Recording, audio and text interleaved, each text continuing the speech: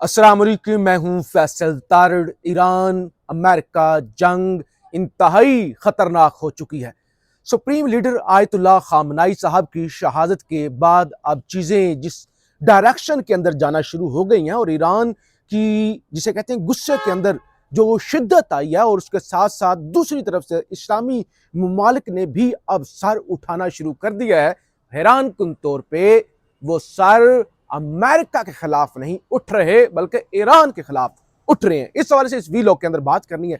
आज पूरा दिन इस्लामाबाद में क्या हुआ, किस तरह गोलियां चली, कितने लोग शहीद हो चुके हैं, कितने लोग जख्मी हैं, किस तरह से हवाई फायरिंग हुई। ज़ीशान नूर नौजवान सहाफ़ी मेरे साथ मौजूद है। इन्होंने आज पूरा वो सारा जो सिनेरियो जो आज पाकिस्तान के अंदर वो सारा बना हुआ था, ईरान अमेरिका वाली जंग जो पाकिस्तान रेड जोन में लगी हुई थी, उस सवाल से ये आपको बताएंगे। मैं 3-4 बड़ी खबरें 1 मिनट के अंदर आपके सामने रख लूं। नंबर 1, सऊदी अरब खुलकर जी उन्होंने ऐलान कर दिया है कि अब अगर उन्होंने कहा सऊदी अरब पर हमला हुआ तो फिर हम भी ईरान पर दोबारा हमला करेंगे। आज सुबह ही आपको बताया था, वाशिंगटन पोस्ट ये दावा कर रहा है कि भाई अमेरिका कहता है कि शायद हम अभी हमला ना करते, शायद ईरान हमारे लिए इतना बड़ा खतरा नहीं था। बार बार मोहम्मद बिन सलमान कालें कर रहे थे और वो कह रहे थे हमला करें हमला करें हमला करें। तो अब उन्होंने कहा है कि हम जवाबी हमला करेंगे वरना ईरान बाज आ जाए। अच्छा, फिर क्या हुआ है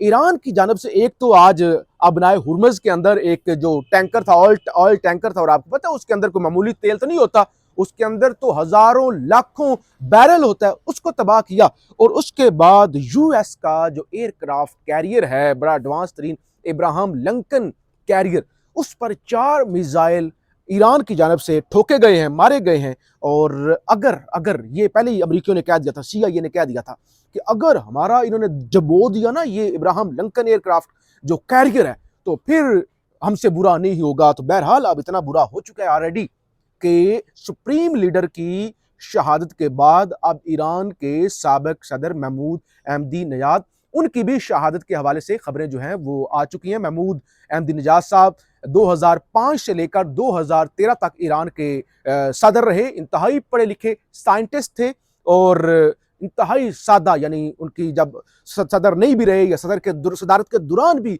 अक्सर उनका कोट कभी फटा होता था। तो बहरहाल इंतहाई सादा तबीयत के इंतहाई पढ़े लिखे सदर, उनकी भी शहादत की इस वक्त तस्दीक हो रही है। और बाकी तो आपको पता है आर्मी चीफ से लेकर वजीर दिफा तक बेशुमार शहादतें जो हैं वो हो चुकी हैं। बहरहाल अब सदर की शहादत भी रिपोर्ट हो रही है।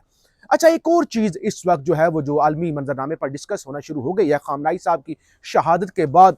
अब आलमे इस्लाम के अंदर अगला कौन सा लीडर है जो खतरा हो सकता है या जिसको खतरा समझा जा रहा है, या मुख्तलिफ जो अब सिहूनी ताकतें हैं जो पिन पॉइंट कर रही हैं कि अगला टारगेट हमारा ये बंदा है, वो है तैयब उर्दगान। निशान साहब आलम इस्लाम के वो भी बड़े लीडर हैं, अजीम लीडर हैं। एक वक्त था, बड़ा अच्छा पेयर था आयतुल्लाह खामनाई ईरान के अंदर, यहाँ तुर्की के अंदर उर्दगान, वहाँ मलेशिया के अंदर जो है महातीर, यहाँ पे इमरान खान, और इवन अरब ममालिक जो है वो सोच रहे होते थे कि यार हम हमारी चौधराहट का क्या बनेगा। तो अब एक एक करके तमाम मुसलमान लीडरों को ख़त्म किया जा रहा है। खान जेल में है और वहाँ तैयब उर्दगान के हवाले से दावे हो रहे हैं कि उनको निशाना बनाया जा सकता है। इसके अलावा जो है वो अमराती जो एक ऑयल प्लेटफॉर्म है उसको भी तबाह किया गया है। तो ये जनाब खबरें हैं, सूरत हाल बड़ी खतरनाक होती जा रही है पूरे रीजन के अंदर। अब्बास अराक्ची फॉरेन मिनिस्टर, उनकी जानब से कहा गया कि अगर किसी को लगता है कि सुप्रीम लीडर के बाद अब हम यानी लावारिस हो गए, लावारिस से मुराद कि हुकूमत की मशीनरी ने काम करना छोड़ दिया है, तो उन्होंने कहा नहीं, अदारे मौजूद हैं, हम मौजूद हैं और हम जो है वो इनको छोड़ेंगे नहीं। और जाहिर है हम अच्छा, फिर B-2 बॉम्बर तैयारों की खबरें आ रही हैं कि अमेरिका ने गुज़श्ता रात B-2 बॉम्बर तैयारे भी ईरान के खिलाफ इस्तेमाल किए हैं। बहरहाल चीज़ें जो है वो बड़ी ख़तरनाक हैं। और सबसे पहले तो हमने जो है वो बात करनी है पाकिस्तान की जो सूरत हाल है उस पर। पाकिस्तान में आज बड़ी सूरत हाल ख़राब रही, ख़ासतौर पर इस्लामाबाद प्रोटेस्टर्स ने मोहसिन नकवी को भी घेर लिया था। लाहौर प्रेस क्लब, वहाँ पर शैलिंग हुई। कराची के अंदर मुख्तलिफ जो गैर सरकारी और अनकन्फर्म्ड इतलात है वो तो 30 तक शहादतों का बता रहे हैं कराची के अंदर, यहाँ तक मामला हुआ है। इस्लामाबाद के अंदर एक चौकी को आग भी लगाई गई है। इवन ज़ीशान नूर साहब, आपकी तरफ ही आ रहा हूँ, सीनियर सहाफ़ी हैं मुमताज भट्टी साहब, उनको मैं पढ़ रहा था, वो दावा कर रहे थे कि हुकूमत को ये लगता था इतना बड़ा इंपैक्ट नहीं आएगा क्योंकि टीएलपी को उन्होंने मारा, उससे पहले पीटीआई को मारा, तो लोग नहीं निकलेंगे। आपने रिपोर्ट किया है, चले कराची वाला तो हमने नहीं देखा, लाहौर के अंदर जो शैलिंग हुई, जो आंसू गैस, वो सब कुछ हमने नहीं देखी। इस्लामाबाद में मौजूद होते हुए जो चीजें आपने देखी हैं, जितनी अग्रेसिव चीजें थी, जितना लोगों में गुस्सा था, जिस तरह गोलियां मारी गई, जो ब्रूटैलिटी हुई, जो लोग जख्मी हुए, उस सवाल जरा तफसील से बताएं। जी फैसल साहब, थैंक यू वेरी मच। आज जब इस्लामाबाद में प्रोटेस्ट शुरू हुआ तो जहां पे हम नाजरीन खड़े बात कर रहे हैं, बिल्कुल ये पीछे रोड है, यहाँ से इब्तिदा हुई इमाम बारगाह के बाहर से। प्रोटेस्टर इकट्ठा होना शुरू हुए। एक मोहतात नंबर्स अगर मैं आपको दूं तो तकरीबन 20,000 के लगभग 20,000 मुजाहिरीन थे। अच्छा, एक जो गैर मामूली चीज थी वो ये थी कि खवातीन की तादाद ज्यादा थी, यानी कि मैं अगर कहूँ कि 50-55% खवातीन थी तो ये गलत नहीं है। पूरी पूरी फैमिलीज, बच्चे भी आए हुए थे, उन्होंने तस्वीर उठा रखी थी आयतुल्लाह खामनाई शहीद की और प्रोटेस्ट कर रहे थे। हुआ ये कि उन्होंने मूव करना शुरू किया, आहिस्ता आहिस्ता मूव करते वो रेड जोन की जानब गामजन हुए। फोर्सेस ने रोकने की कोशिश की, शेलिंग शुरू हुई। अच्छा फैसल साहब, मैंने जो अपनी आंखों से देखा मैं वो बता देता हूँ आपको।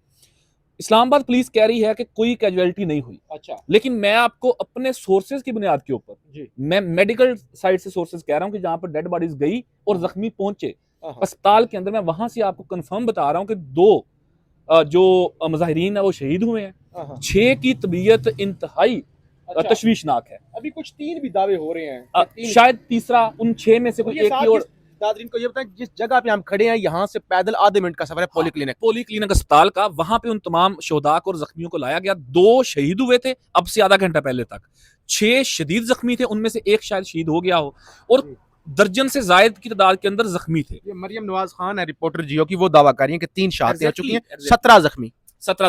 अच्छा, अब इस्लामाबाद पुलिस ये कह रही है कि जी कोई कैजुअलिटी नहीं हुई। फैसल साहब, जब 5:50 के करीब अफ्तारी से 15 मिनट पहले जब हुआ ये कि मुजाहिरीन जब रेड जोन पहुंचे ना जी, शहराए दस्तूर, नाज़रीन जहां पे डिप्लोमेटिक इनक्लेव है, जहां पे तमाम एम्बेसीज हैं, जो मुजाहिरीन है वहां तक पहुंच गए। जब वहां तक पहुंचे तो वहां पर एक पिकेट थी पुलिस की, उसको उन्होंने आग भी लगाई। वहां से फिर जो रेंजर्स और इस्लामाबाद पुलिस ने 3 तरह से उन्हें पीछे धकेलने के लिए अपना असर इस्तेमाल किया। नंबर 1, शेलिंग की गई, गन से शेलिंग की गई, प्लस बख्तरबंद गाड़ी के अंदर से जो शेल फायर करते हैं वो किए गए। दूसरे नंबर के ऊपर जो रबड़ बुलेट्स होती हैं वो अंधाधुंध उनका इस्तेमाल किया गया। तीसरे नंबर के ऊपर जो फायरिंग है वो हवाई की गई और बड़ी तादाद के अंदर की गई। यानी कि लोग शहीद कैसे हुए हैं मैं बताता हूँ आपको। मैंने अपनी आंखों से देखा है कि जो AK-47 टाइप जो होती है क्लाशनकोफ, उससे अंधाधुंध हवाई फायरिंग की गई, मैंने आंखों से देखा।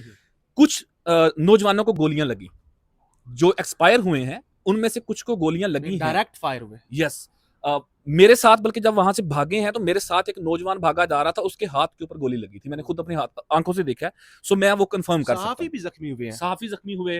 असद तूर साहब हमारे सीनियर दोस्त हैं, वो जख्मी हुए। इसके अलावा 1-2 निजी टीवी चैनल्स की DSNGs कैमरामैन जो हैं वो जख्मी हुए।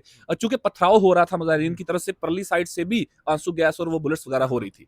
अब हुआ ये कि एक जो मुझे लगा कि यार एक गैर जरूरी इस्लामाबाद इंतजामिया ने काम किया, वो ये किया कि जब एम्बेसीज के सामने से उन्होंने मुंतशिर किया, लोगों को मुंतशिर किया, तो लोग पीछे आए। जब पीछे आए तो लोग अपने घरों को जा रहे थे, टोलियों की शक्ल में, फैमिलीज, खवातीन, बच्चे अपने वापस घरों को जा रहे थे। मैं वहां पे रिकॉर्डिंग कर रहा था, एकदम से 3 बख्तरबंद गाड़ियां आई और उन्होंने अंधाधुंध फायरिंग की, अंधाधुंध शेलिंग की, और इतनी स्पीड से वो आती थी। वो आप नाज़रीन ने भी देखा होगा, आप बेहतर जानते हैं कि वो भागते जाते हैं, फुटपाथ के ऊपर चढ़ा के वापिस आते हैं, तो अजीब सा वो गुमजट्टा घुमाया होता है उन्होंने। लोग नीचे आते आते बचे गाड़ियों के। सो एक अजीब सा खौफनाक सी सूरत पैदा की थी, यानी कि वापस जाते हुए लोगों को भी उन्होंने टारगेट किया, जख्मी किया, शेलिंग की, रबड़ बुलेट्स का उन्होंने इस्तेमाल किया, लोग उसमें जख्मी हुए। कुछ सहाफी दोस्त भी हमारे जख्मी हुए। हम भी बाहर लेट लूट के दरख्तों की ओर बैठ बूट के वहां से निकल के वापस, हमारी जो सवारी थी वो वहीं पे रह गई, पैदल हम भागे वहां से, अभी दोबारा जाके लेके आए। तो ये सूरत हाल थी। बाकी आप बता चुके हैं कराची में जो हुआ, पाकिस्तान के हर जिले के अंदर सैकड़ों नहीं हजारों की तादाद के अंदर लोगों ने बाहर निकल के प्रोटेस्ट रिकॉर्ड करवाया। और वही बात के गवर्नमेंट को भी और इस रजीम को लगता था कि शायद लोग नहीं निकलेंगे, खौफ होगा। मैंने फैसल साहब आपको ईमानदारी से बता रहा हूं कि जब फायरिंग हो रही थी, हवाई भी, रबड़ बुलेट्स का इस्तेमाल हो रहा था, शेलिंग हो रही थी, और वैसे भी जब आप 400-500 पुलिस वालों को भागते आते देखते हैं ना, तो खौफ की फिजा होती है। मैंने खवातीन को बच्चे उठाए हुए थे, मैंने उन्हें डरते नहीं देखा। सो ये सिनेरियो था कि खौफ नहीं था लोगों के अंदर। सो बहरहाल ये सिनेरियो ग्राउंड के ऊपर मौजूद था। बाकी आप इसको कंक्लूड करें। बस वो ये जो लोग निकले हुए थे उनका तो नारा ये होता है कि ये दर्स करबला का है कि खौफ बस खुदा का है। बहरहाल इसको अच्छे तरीके से हैंडल किया जा सकता था। खामनाई साहब को शहीद मोहसिन नकवी ने नहीं किया, पाकिस्तानी फौज ने नहीं किया। उनकी सिक्योरिटी जो कोलैप्स हुई है ये पासदौरान इनकलाब का काम था, मोहसिन नकवी का काम नहीं था।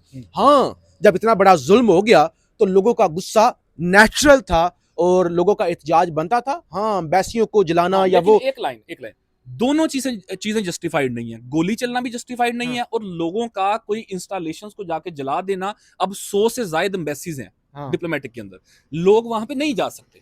जाना नहीं चाहिए, वहां तक जाने देना भी नहीं चाहिए, लेकिन गोली चलना भी इंडिया के एम्बेसी हो उसको भी नहीं आग लगानी चाहिए या इस तरह उसको थ्रेटन नहीं करना चाहिए। बहरहाल ये आपकी मुल्क की इज्जत का सवाल होता है, लेकिन लोग जाहिर है गुस्से में थे, अमेरिका पर गुस्सा था, ये सारी चीजें थी। लेकिन लेकिन लेकिन गोली के अलावा आंसू गैस से भी लोगों को रोका जा सकता था, वैसे भी रोका जा सकता था। गोली अब इस मुल्क के अंदर न्यू नॉर्मल बन चुका है। फीडबैक जरूर दीजिएगा। पाकिस्तान जिंदाबाद।